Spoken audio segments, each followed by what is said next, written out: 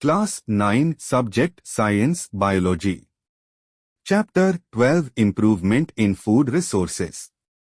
Topics to be learned in this video: Crop Production Management. In this we study about irrigation and cropping patterns.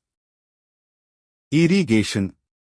Most agriculture in India is rain-fed, that is, the success of crops in most areas is dependent on timely monsoons and sufficient rainfall spread through most of the growing season.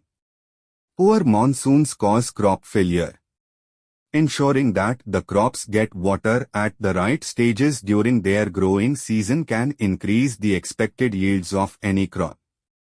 India has a wide variety of water resources and a highly varied climate. Hence, several different kinds of irrigation systems are adopted to supply water for agriculture depending on the kinds of water resources available. These include wells, canals, rivers and tanks. Wells. There are two types of wells, namely dug wells and tube wells. In a dug well, water is collected from water-bearing strata. Tube wells can tap water from the deeper strata. From these wells, water is lifted by pumps for irrigation. Canals. This is usually an elaborate and extensive irrigation system. In this system, canals receive water from one or more reservoirs or from rivers. The main canal is divided into branch canals having further distributaries to irrigate fields. River lift systems. In areas where canal flow is insufficient or irregular due to inadequate reservoir release, the lift system is more rational. Water is directly drawn from the rivers for supplementing irrigation in areas close to rivers.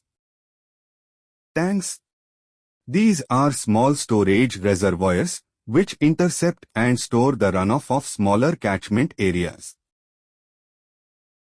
Fresh initiatives for increasing the water available for agriculture include rainwater harvesting and watershed management.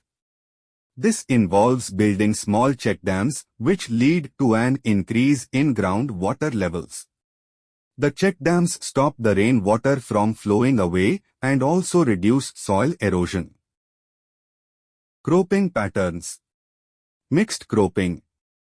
Mixed cropping is growing two or more crops simultaneously on the same piece of land, for example, wheat plus gram, or wheat plus mustard, or groundnut plus sunflower. This reduces risk and gives some insurance against failure of one of the crops.